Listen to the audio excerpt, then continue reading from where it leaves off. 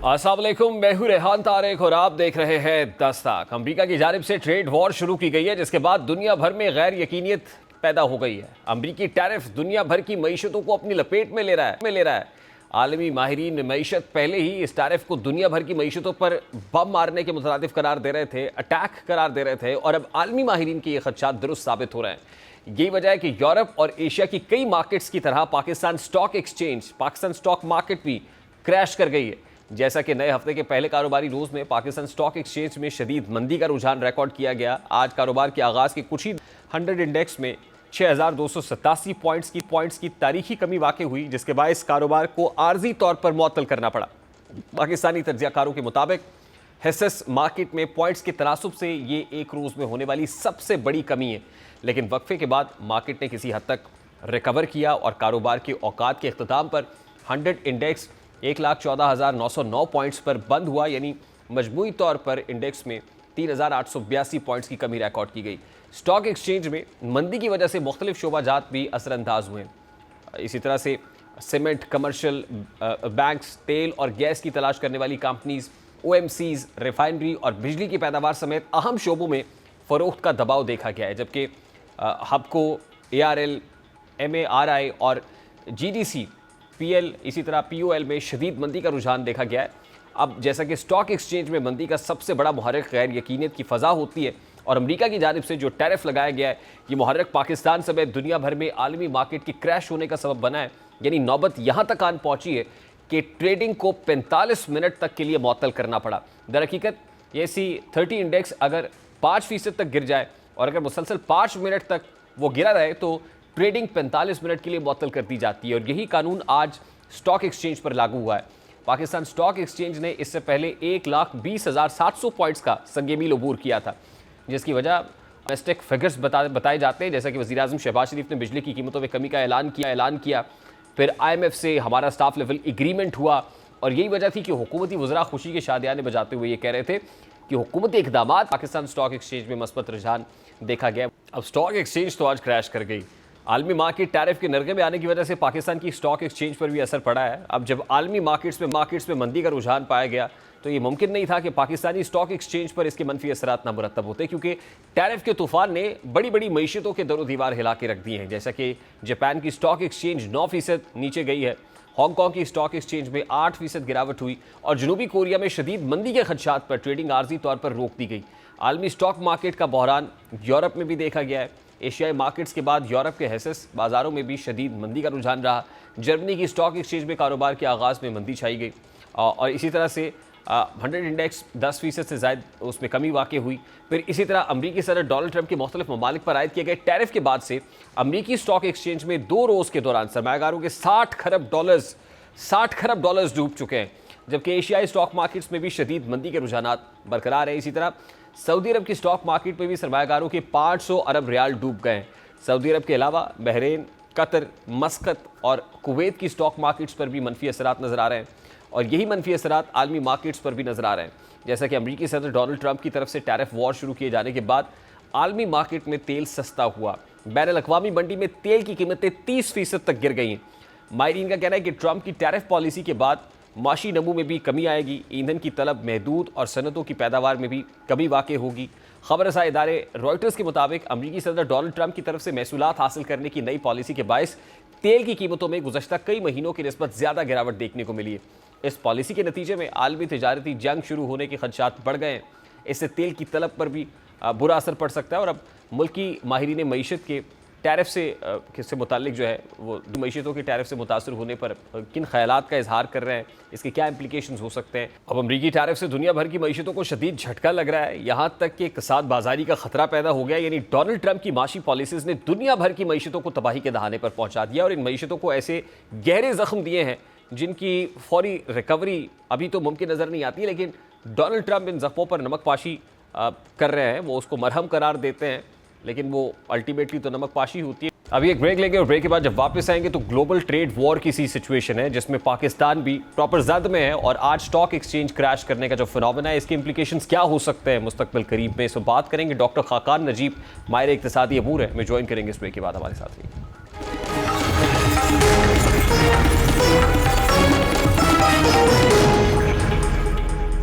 तो बात करने के लिए इस वक्त माहिर इक़्तिसादी अमूर डॉक्टर खाकान नजीब साहब हमारे साथ मौजूद है। अस्सलाम वालेकुम डॉक्टर साहब, बहुत बहुत शुक्रिया आपके वक्त के लिए। डॉक्टर साहब, सबसे पहले तो गुज़श्ता कई रोज़ से हुकूमती वज़रा भी शादियाने बजा रहे थे कि दुनिया भर की स्टॉक मार्केट्स क्रैश कर गई हैं, हमारी स्टॉक मार्केट हर गुजरते दिन के साथ टेक ऑफ कर रही है, रिकॉर्ड कायम कर रही है। लेकिन आज हमारी स्टॉक मार्केट भी क्रैश कर गई और सूरत हाल यहाँ तक आन पहुँची कि 5% गिरावट हुई। 45 मिनट के लिए हमें कारोबार जो है उसको मुअत्तल करना पड़ा।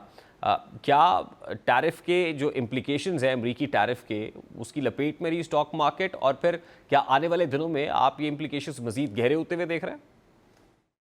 तो यहाँ देखें कि एक अनसर्टेनिटी की फिजा जो है वो पूरी दुनिया में क्रिएट हो गई है by the kind of trade disruption जो कि इस वक्त आई है।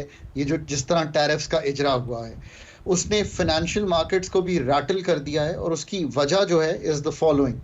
वो है कि जो इकोनॉमिक ग्रोथ की इंडिकेशंस हैं वो रिड्यूस होने की हैं। यूएस की अपनी अगर आप ये देखें कि क्या रिसेशन में वो जा सकते हैं, तो वो एस्टिमेट्स 50% को क्रॉस कर गई है इन टर्म्स ऑफ प्रोबेबिलिटी। और फिर लिक्विडिटी का एक क्रंच आता है दुनिया भर की मार्केट्स में। पाकिस्तान इम्यून हो नहीं सकता। फॉरेन पोर्टफोलियो इन्वेस्टमेंट भी है पाकिस्तान में। इन्वेस्टर भी पाकिस्तान का उसी तरह देखता है कि पाकिस्तान की जो इकोनॉमी है उसकी एक डिसरप्शन ट्रेड की तो इन द शॉर्ट रन आ सकती है ना, कि अगर यूएस का जो हमारा 5 से 6 अरब डॉलर की एक्सपोर्ट है और टेक्सटाइल अगर स्लो हो जाती है वहाँ पे, तो 400-500 मिलियन डॉलर की हिट आप ले सकते हैं इन द शॉर्ट रन। तो उसको देखता है। फिर जो लेवरेज्ड पोजीशंस होती हैं, रेहान साहब ने बोरो किया बैंक से, रेहान ने इन्वेस्ट किया। लेट्स से कि आपके हिस्से की कीमत नीचे चली जाती है, the bank will come back to you, either you sell or you give in more collateral. अगर आपके पास नहीं है तो फिर आपको सेल करना पड़ता है, तो बहुत मार्जिन कॉल्स भी लगती हैं। नंबर 4, जो फंड्स हैं वो अपनी डी रिस्किंग करते हैं, क्योंकि I help number of funds internationally, तो मुझे मालूम होता है कि वो उस पर डी रिस्क कर रहे होते हैं कि हमारा रिस्क एक्सपोजर जो है बहुत बढ़ गया है किसी जगह पर, बिकॉज मार्केट्स जो हैं उन्होंने ड्रॉप हो गई हैं, इतनी मार्केट करेक्शन टेरिटरी में चली गई हैं कहीं 10% से ज़्यादा। और जापान और Nasdaq is the tech heavy indices, one of the indices of the US, वो बेयर मार्केट 20% नीचे चला गया है। सो जब फंड वाले अपनी रीअसेस करते हैं तो वो एक जैसे कहते हैं टेक्निकल सेलिंग आ जाती है। और आखिर में जो लॉन्ग टर्म इन्वेस्टर होता है वो भी कभी कभी ये सोचता है कि I can sell now and come back and buy in a few days to come. Pakistan की स्टॉक मार्केट 2.5 से 3 लाख की मार्केट है। एक तो ये याद रखें 25 करोड़ की आबादी है। एक्टिव लोग शायद 50,000 से 1 लाख होंगे। तो it's a very niche market, it's a very small market. But इसमें भी कोई शक नहीं है कि मुल्क की मैक्रो स्टेबिलिटी ने, मुल्क की IMF इंगेजमेंट ने, मुल्क की एनर्जी सेक्टर में जो अभी टैरिफ्स का अच्छा कदम उठाया हुकूमत ने, जब 7.5 रुपये नीचे आए, इन सब ने एक जैसे कहेंगे एक फिजा क्रिएट की वेयर द मार्केट रैन। 3 के पी से 6 के पी तक का सफ़र कटा। और मैंने तब भी कहा था कि अब अच्छी मार्केट की री रेटिंग हो गई है। अब डिपेंड करेगा कि अर्निंग्स कैसी आती हैं। एक उम्मीद बंधी थी कि आपने एनर्जी सेक्टर को अगर री रेट करने की कोशिश की है in terms of oil prices दुनिया में नीचे आई, टेल विंड मिली। मॉनेटरी आपने ईजिंग की, 22 से 12% पे आ गया रेट, और एनर्जी की जो प्राइसेस हैं वो कम की, इलेक्ट्रिसिटी की स्पेशली। तो लार्ज स्केल चलेगी तो अर्निंग्स पर शेयर बेहतर आएंगे। अभी तो बैंकों की और इस तरह की जो कंपनीज हैं, कुछ जब एनर्जी में ये होप क्रिएट हुई कि 1250 अरब की लिक्विडिटी आ रही है, इन चीज़ों से चीज़ें बेहतर हुई, कुछ प्रॉफिट्स बेहतर हुए। अच्छा, तो ये एक डॉक्टर साहब देखिए, ये स्टॉक मार्केट या स्टॉक एक्सचेंज जो है ये सोल इंडिकेटर तो नहीं है, but this is one of the indicators of your economy.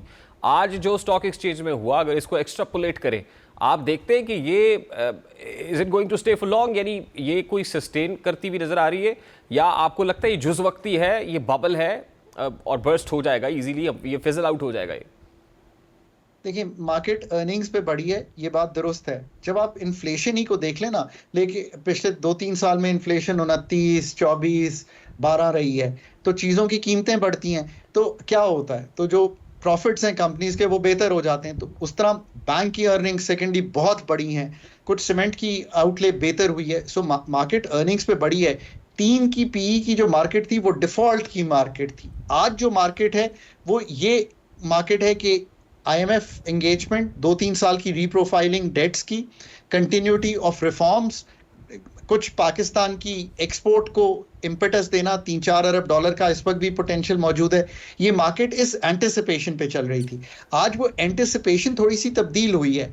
आगे ही जो ग्रोथ है वो सबड्यूड है, 1.5% की ग्रोथ की है पाकिस्तान ने। अब अगर थोड़ा सा और वर्ल्ड ग्रोथ स्लो होती है, सो मार्केट में जब तक सर्टेनिटी दुनिया की मार्केट्स में नहीं आएगी, अब थोड़ा सा हम इस वक्त डिपेंडेंट हैं कि दुनिया में क्या होता है। ये टैरिफ्स वेंसडे को 9 को लागू होते हैं, रेसिप्रोकली कहीं एडजस्टमेंट्स होती हैं, या रिटेलिएटरी टैरिफ्स जैसे कई मुल्कों के आए हैं वो आए हैं। वो 50 कौन से मुल्क हैं जिससे यूएस कह रहा है कि they are into negotiation. Pakistan के केस में Pakistan is to go with one piece of paper, option 1, 2, 3। आप टैरिफ्स को क्या करना चाहते हैं, जो बहुत बात होती नहीं है। यूएस आपसे नॉन टैरिफ बैरियर्स पे भी बहुत बात करता है। वो क्या चीजें हैं? कस्टम्स, रेगुलेशंस, वर्ल्ड स्टैंडर्ड्स, उस पर क्या करना चाहते हैं आप। इंपोर्ट क्या कर रहे हैं वहां से, कॉटन कर रहे हैं, उस पर मतलब चाहिए ही है ना 5-6 मिलियन बेल्स। आप स्टील एंड स्टील प्रोडक्ट्स कर रहे हैं, वो भी चाहिए, पाकिस्तान में नहीं बनते। मशीनरी कर रहे हैं, वो भी चाहिए। आप एयरक्राफ्ट्स कर रहे हैं, वो भी चाहिए। पाम ऑयल की जगह सोयाबीन ऑयल कर लें, वो भी चाहिए। सो ऐसा नहीं है कि हम बहुत ऑकवर्ड पोजीशन में हैं। 3 अरब डॉलर का इस वक्त हमारा ट्रेड सरप्लस है उनके साथ। सो इस पे अब डिपेंड करेगा कि it entirely comes down to one fact, Rehan. How well do we negotiate it out कि क्या होना है? How well are we versed कि Sri Lanka, Bangladesh, China, Vietnam, Cambodia क्या करें? How well do we know कि उनके क्या कार्ड्स हैं?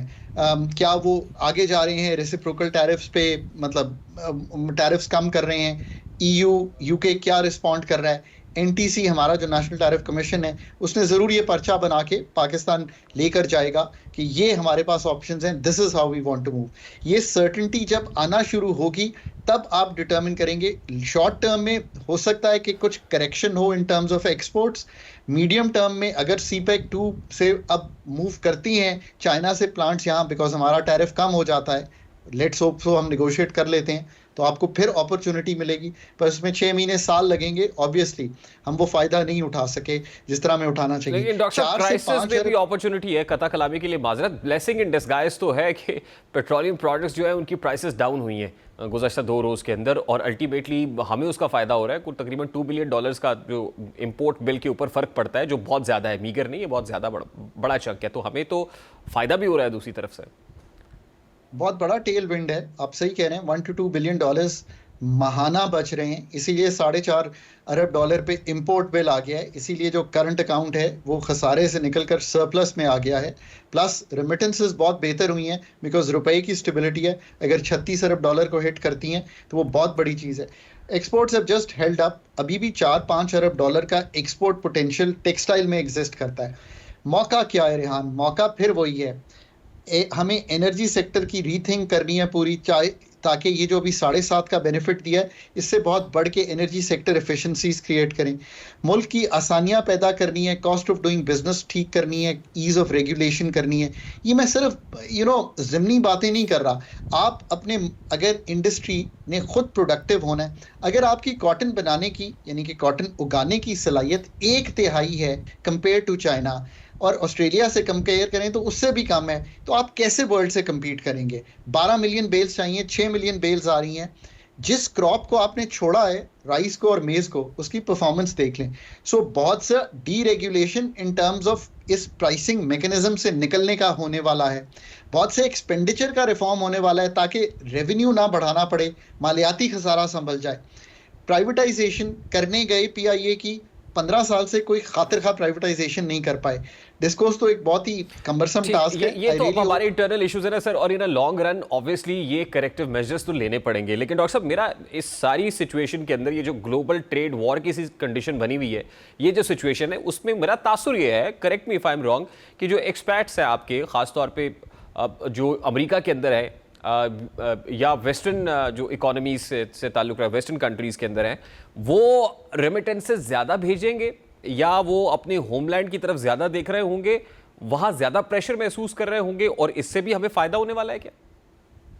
देखिए रेहान, ये तो बड़ी सादा सी गुफ्तगू है कि पिछले 4-5 साल में एग्जिडस फ्रॉम पाकिस्तान जो है ज़्यादा हुआ है। जो ये नंबर 1 नंबर 2, फॉर्मल और इनफॉर्मल का जो रेट का डिफरेंस है 280 सो वो भी निकल गया है। सो कोई एडवांटेज नहीं है कि मैं मनी चेंजर के पास जाऊं, मैं बैंक से। अच्छा डॉक्टर साहब, मुझे ब्रेक लेनी है। I have to take a very quick short break है। डॉक्टर खाकान नजीब, माहिर इक्तिसादी हूँ, हमारे साथ मौजूद थे। ब्रेक लेते हैं, ब्रेक के बाद वापस आएंगे। वफाक में पीपल्स पार्टी और नून लीग आमने सामने है। कराची में इन पर्टिकुलर हमने MQM और पीपल्स पार्टी को मद्दे मुकाबिल देखा है। मेयर, उधर से गवर्नर फारूक सत्तार की हो क्या रहा है, बात करेंगे इस ब्रेक के बाद। हमारे साथ रहिए।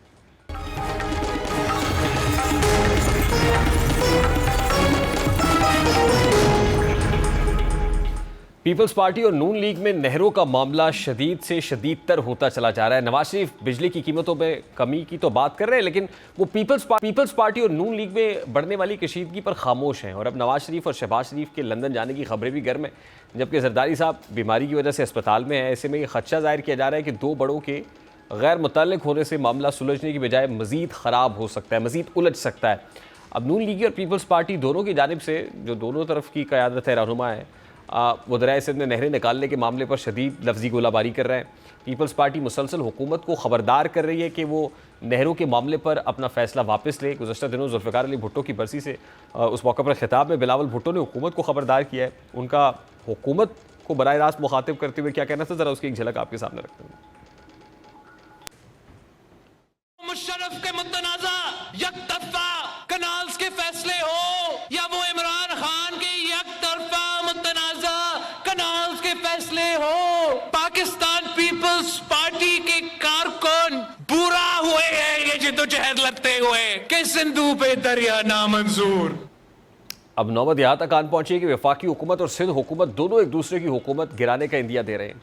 आप नून लीग पीपल्स पार्टी को ये पैगाम दे रही है कि अगर वफाक में उसकी हुकूमत नहीं रहेगी तो फिर सिंध में पीपल्स पार्टी के लिए हुकूमत करना नामुमकिन हो जाएगा। यानी दोनों बड़ी जमातों में इस वक्त सियासी दर्जा हरारत बढ़ चुका है। वज़ीर इत्तलात पंजाब अज़मा बुखारी कहती हैं कि पीपल्स पार्टी कैनाल मनसूबे पर सिर्फ सियासत कर रही है। शर्जील मेमन अज़मा बुखारी के बयान पर रद्दअमल देते हुए कह रहे हैं कि दरियाए सिंध का पानी 7 करोड़ लोगों का पानी है, उन लोगों का जीना मरना दरियाए सिंध के पानी के साथ है। अब एक तरफ वफाक के साथ मामला है, वफाक में फड्डा है पीपल्स पार्टी और नून लीग आमने सामने। उधर आज ही कराची में भी हमने लफ्जी गोलाबारी, मेयर कराची और फिर फारूक सत्तार साहब जो बज़ाहिर गवर्नर साहब की वहाँ पर बात कर रहे हैं, और फिर गवर्नर साहब की तरफ से ख़त भी आया है। इस वक्त पाकिस्तान पीपल्स पार्टी के मरकज़ी रहनुमा डॉक्टर कादिर खान मंदोखेल साहब ने भी ज्वाइन किया। अस्सलाम वालेकुम कादिर मंदोखेल साहब, बहुत बहुत शुक्रिया आपके वक्त के लिए। एक और दरिया का सामना था मुनीर मुझको, मैं एक दरिया के पार उतरा तो मैंने देखा अभी वफाक में नून लीग के साथ फड्डा हल नहीं हो रहा है, इधर कराची में एक नया मसला शुरू हो गया है जो MQM के साथ है। जी कुछ नहीं है, आप देख रहे हैं कि MQM पिछले 40 साल से वो मुख्तलिफ हुकूमतों में रहे हैं, और ये कैसी जमात है जो मछली की तरह बगैर पानी के रह नहीं सकती है। अब पहली मरतबा हुकूमत से बाहर आए तो इस वजह से मुखबर खास बनने के बाद सीटें तो हासिल कर ली उन्होंने, और उसके बाद अब समझ में नहीं आ रहा है कि क्या करें। कभी डंपर स्टेशन के खिलाफ, टैंकर स्टेशन के खिलाफ, कभी सिंध हुकूमत के खिलाफ।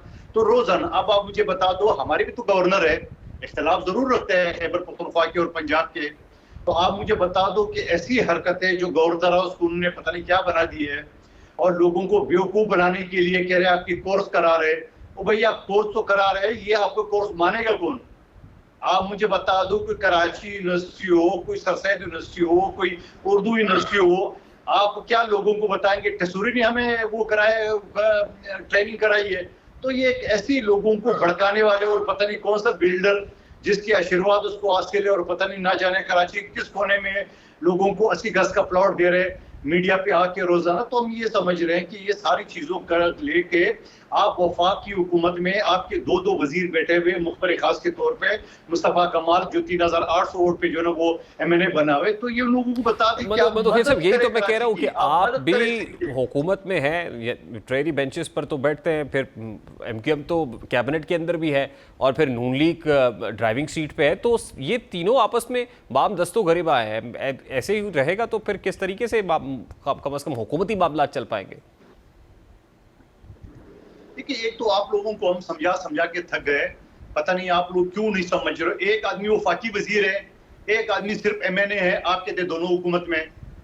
ट्रेरी बेंचेस पे तो बैठे हुए ना सर, मुस्तफा कमाल साहब वजीर तालीम बैठा हुआ है खालिद मकबूल सिद्दीकी साहब, और मुझे आप एक बात बता दो, ये सारी चीजें करके इनको जरा ये कह दें कि सिंध और कराची खासतौर पानी की बूंद बूंद को तरस रहा है, आप वफाक के गले पड़ जाए। शहबाज शरीफ तो पिकनिक मनाने कराची आता है और कराची की आवाम को 2 लीटर पानी देने को तैयार नहीं है। मेरे और शहबाज शरीफ साहब का और मुखबर खास मुस्तफा कमाल का हल्का है बल्दिया टाउन, जहां हमने 50 अरब रुपए की लागत से KFI मंसूबा जो नाम ने मंजूर कराया था खुर्शीद शाह साहब की वजारत में, एन वक्त पे शहबाज शरीफ साहब ने इनकार कर दिए। फिर मेरे चेयरमैन बिलावल भुट्टो साहब ने 12 अरब 72 करोड़ की पानी का लाइन दिए, जिस पे काम चल रहा है और इंशाल्लाह अगस्त में इसका इफ्तिताह होगा। तो ये आप मुखबर खास को बता देना, आप भी तो कोई 2 पैसे कराची के लिए लिया है, आप भी तो 2 रुपए जो है ना सिंध के लिए लिया है, आप भी यही के बाशिंदे हो, आप यही के डोमिसाइल हो, तो आप ये सिंध हुकूमत मंदोखेल साहब, मेरा बड़ा सादा सा सवाल है सर, अगर आपकी हिमायत आपकी सपोर्ट ना हो तो क्या मुस्तफा कमाल वजीर रह सकते हैं? हमारा क्या वास्ता वाला हल वाला हुआ, हमारा इस मुखबर खास से क्या वास्ता? वो देखो मेरा अलमारी में इनके 25 से 30 हजार पकड़े हुए वोट जो आज तक इलेक्शन कमीशन फैसला नहीं दे रहे, हमारा क्या वास्ता? हम तो खुद उनके डसे हुए। नहीं, अगर आपकी सपोर्ट ना हो तो हुकूमत ही नहीं रहेगी सर। उसी एरिया का MNA बनता है, तो आप मुझे बता दो हम बनाएंगे उनको? 259 अफराद को जिंदा जलाने वाले को मुस्तफा कमाल ने ओन किए, बाकायदा प्रेस कॉन्फ्रेंस से बल्दिया की आवाम इनको वोट देंगे, मजदूरों को 259 मजदूरों को। Let me rephrase my question sir, मैं ये कह रहा हूँ, मैं ये कह रहा हूँ कि हुकूमत तो आज भी जाहिर है आपके कांधों पे खड़ी हुई है, अगर आप वो पिलर खींच लेते हैं तो ना हुकूमत रहेगी, ना रहेगा बांस, ना बजेगी बांसुरी। सर सवाल तो बड़ा सादा सा है।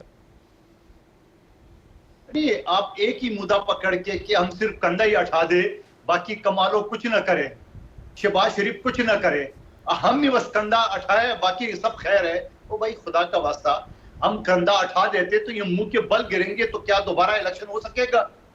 इसी तरह चलाते रहेंगे अगले 4 साल। फिर अब तो कम से कम हवास तो आने असेंबली के अंदर, हमने जरूर कंधा दिए हुकूमत को, हम नहीं देते तो क्या होता? हमने तो इमरान खान साहब को भी ऑफर किए, उन्होंने टुकराया हमारे ऑफर को। अगर हम असेंबली नून को भी कंधा नहीं देते तो क्या ये असेंबली कायम हो सकती थी? क्या ये वफाकी हुकूमत खड़ी हो सकती थी? अगर ये नहीं होती। मंदोखेल साहब देखिए ना, अभी तहफ़्फ़ुज़ात तो ये भी है कि पीपल्स पार्टी नहरों के मामले के ऊपर वावेला कर रही है, लेकिन सदर मुमलिकत ने उस इनिशिएटिव के ऊपर दस्तखत किए हैं, और जिस इनिशिएटिव के अंदर ये नहरों का मामला हो रहा है। अब आप उस जाहिल शख्स से ये वो करें, बात करें जिस जाहिल ने प्रेस कॉन्फ्रेंस की है, उनको ये बता दो क्या सदर पाकिस्तान के पास इख्तियार है नहरों की परमिशन की? आप जाहिलों से तो ये पूछे ना। आप मुझे बताओ कि आइन के अंदर CCI की यानी मुश्तरका मुफादात कौंसिल की मीटिंग हर 3 महीने में होना है, 3 साल से नहीं हो रहा है। इन जाहिलों से पूछो आप क्यों वो नहीं करा रहे मीटिंग? इन जाहिलों से पूछो आप असेंबली में पेश करें। इन जाहिलों से पूछे कि आपने एक प्रेस रिलीज जो सदर ऐवान सदर का तोड़ मरोड़ के वहां डिस्कशन हुआ है, अब उस डिस्कशन को आप परमिशन कहते हैं, किसको बेवकूफ बना रहे हैं? आप इनकी जाहिल पना से यहां से अंदाजा लगा ले, या आपने जो मुख्तलिफ लोगों को प्लान करके और जाली लोगों को एक्सपर्ट के नाम पे मीडिया पे आके कहते हैं, आज भी उसमें लिखा हुआ है, आज सिना कोर्ट ने स्टे दे दी है क्योंकि ये इरसाई गैर कानूनी है। 25 जनवरी 2025 का इरसा का जो लेटर है वो आज लास्टली मंदोखेल साहब देखिए, आपका मुतालबा है कि CCI का इजलास बुलाया जाए, काउंसिल ऑफ कॉमन इंटरेस्ट, जाहिर है एक सुप्रीम फोरम तो है, एक एग्जीक्यूटिव फोरम, लेकिन अभी नवाज शरीफ साहब वज़ीर आज़म पाकिस्तान और शहबाज शरीफ साहब प्राइम मिनिस्टर जो है, ये उनके लंदन जाने की शुनीद है, तो लगता नहीं कि CCI इजलास मुस्तकबिल करीब में हो पाएगा। तो ना बुलाए ना, यही तो उनके दिल में जोर है ना। अब अगर वो सिंध से मुखलिस है या सिंध से मोहब्बत करते हैं तो उनको इजलास बुलाना चाहिए, उनको ज्वाइंट सेशन में पेश करना चाहिए। एक ऐवान सदर के तोड़ मड़ोड़ की प्रेस रिलीज का सारा लेके आवाम को बेवकूफ बना के झूठ बोलते हैं मीडिया पे आके। ठीक, मंदोखेल साहब मुझे ब्रेक लेने का कहा जा रहा है sir, unfortunately I have to take a very break here. एक ब्रेक लेते हैं, ब्रेक के बाद वापस।